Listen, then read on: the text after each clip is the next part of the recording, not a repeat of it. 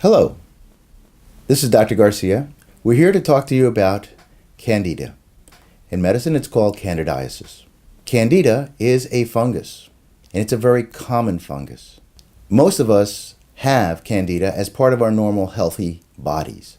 Why? Because our bodies need Candida, as well as some viruses and bacteria, to keep us functioning.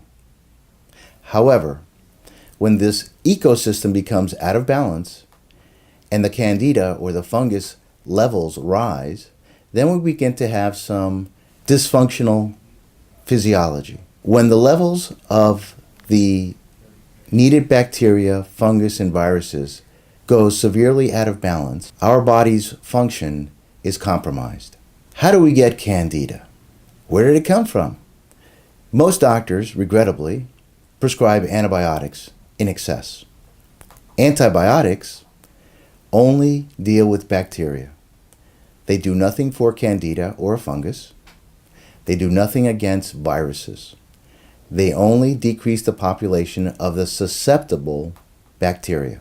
I'm sure many of you have come across or have heard stories about these super resistant to antibiotic bacteria, and that is because of the excessive use of antibiotics. Most of you have already been exposed to yeast infections or fungal infections. They're one and the same.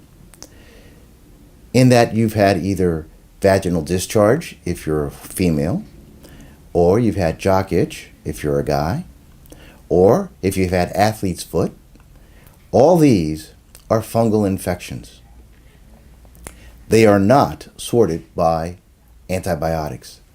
They are treated with a class of drugs called antifungals. Examples of the antifungals are Sporanox, diflucan, nystatin. How do you know? Some of the signs and symptoms that you may have Candida include cravings for sugar, water, allergies.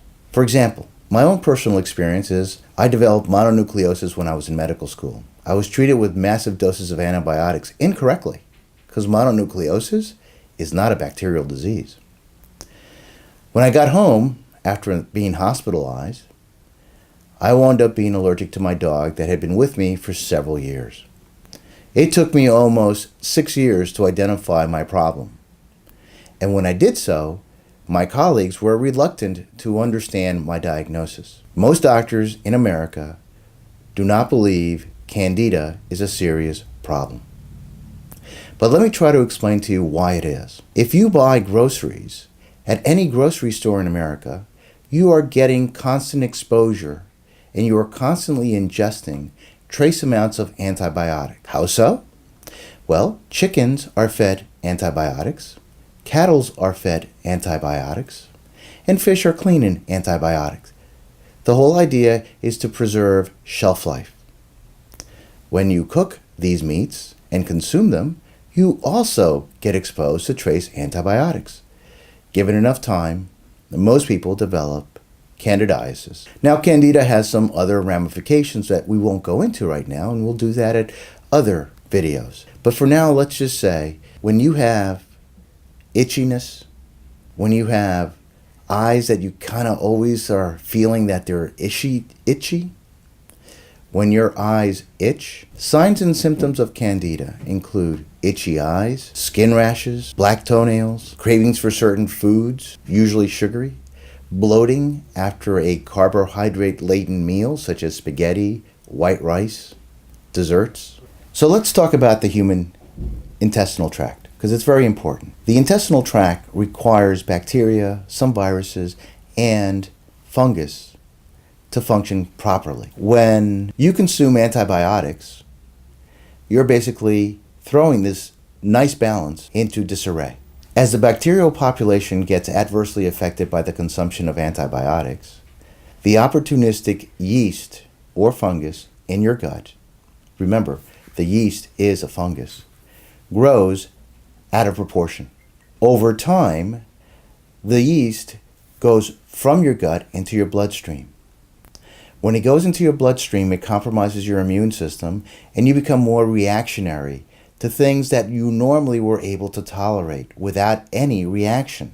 In my particular case, when I got exposed to massive amounts of antibiotics, I developed a yeast infection, and what I found out was that I became allergic to my dog, for example. If I were consuming carbohydrate-laden foods such as pastas, white rices, desserts, I would bloat. My stomach would just kind of inflate. So if you're beginning to have these symptoms, it's an early warning that perhaps the internal gut flora is out of balance. And it's something you should look at. The problem here is that when you go to your general practitioner and you say, hey, I was diagnosed with candidiasis, some of them will scoff at your diagnosis. And they say, no, that doesn't really happen to you. I mean, yeast infections is a vaginal thing, or it's jock itch, or something to that effect. You don't have that. That's all nonsense. But please understand me, that is not the truth. The truth is, Candida infections in America are very, very common. Now, I have handed over to Dr. Bowman several documents that will be found on your intranet. One of them is a questionnaire. Another one is a simple test you can do at home if you feel frustrated that your primary care doctor isn't paying attention to you. And then you can contact your HR department for further assistance in getting you the assistance once you've figured out whether or not you have candidiasis or not.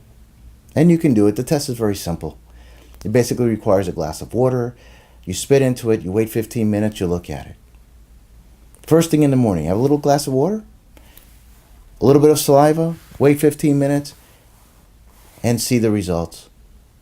It's fully explained in the documents in your intranet, easily accessible. Fungal infections are easy to treat. The problem is, doctors, like everyone else, when pushed outside their comfort zone, tend to react. We have antifungal medication which specifically targets fungus, candida, yeast. These include Sporanox, diflucan, nystatin, for example. When your doctor reads the side effects, if he's outside his comfort zone, he will try to dissuade you from using these medications, are so harmful that you're better off not treating the disease.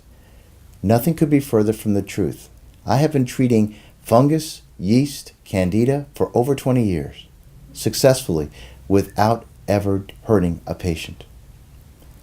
Now, we take precautions to make sure that you are able to take these medications, but treating candida or fungus or yeast is very simple and very safe. Well, I thank you very much for watching this video. I hope it's been educational. Remember, this is treatable. If you have any questions, you are certainly welcome to stop by Utopia Wellness. We're located in Oldsmar, Florida, and you have a consultation with me. I'll be more than happy to explain anything and everything that I know about Candida to you and show you how the treatment options available to you can make your life that much better. I thank you. Have a great day.